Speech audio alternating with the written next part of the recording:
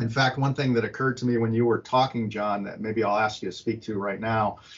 So what you say is very true, and the easy way to think about it from a science fiction perspective is this super AI could, if we give it access to all our nuclear weapons, could decide that it's going to use nuclear weapons.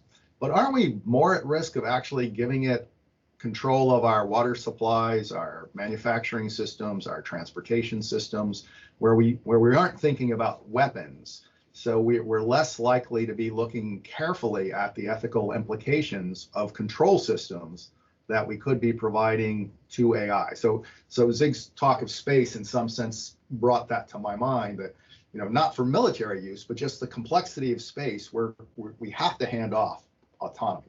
If we do the same thing for drug production and logistics and fuel supplies, we could be handing an artificial intelligence a much more subtle way to control the human population, either at the whim of humans who are taking advantage of the artificial intelligence or the artificial intelligence itself. Is that something that concerns you and your new venture?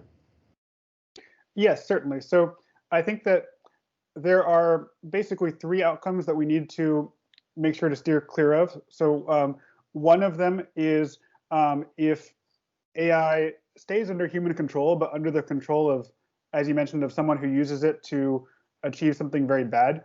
And then there are two scenarios where if AI escapes human control, where it could go two paths where it could go badly. So one system is, you've probably heard the kind of the example of Paperclip Maximizer. So this is a common example that you guys have seen. So for the audience, basically, the idea is, let's say if some paperclip factory basically implements an AI system that's designed to maximize production of paperclips in their factory. But if you don't, the concern here, and this has been raised a lot by Berkeley professor Stuart Russell. So basically, if you don't put constraints on what the AI is allowed to do and give it very careful goals that make sure that it won't harm humans, it will sort of not have any ethical qualms about harming humans in order to better do its job.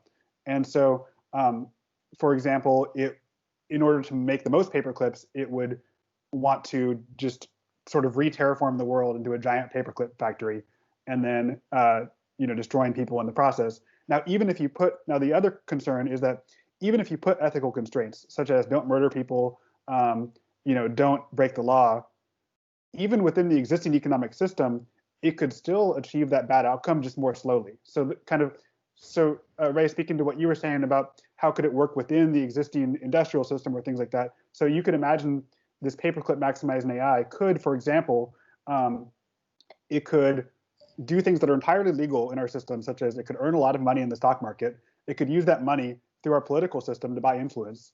It could then, basically get in good with leading political candidates and then get their support, and then gradually, over the course of maybe 20 years or something like that, get all the laws changed to where it is perfectly legal to turn the entire world into a paperclip factory, and then all the humans just become homeless, and that's just the economic system.